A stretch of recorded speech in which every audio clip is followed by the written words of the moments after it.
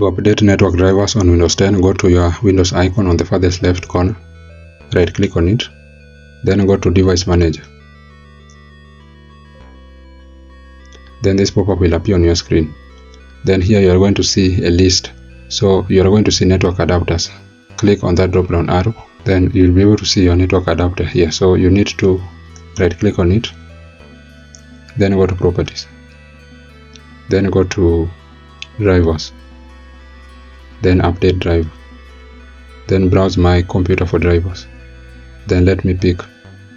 Then you are going to see your network adapter here. So select it, click on it, then click on Next. Then it will install your network adapter updates. So let us just give it time for it to finish. As you can see, Windows has successfully updated your drive. So once you've done that, click on Close, then Close, then close this. And that's how to update network adapter on Windows 10.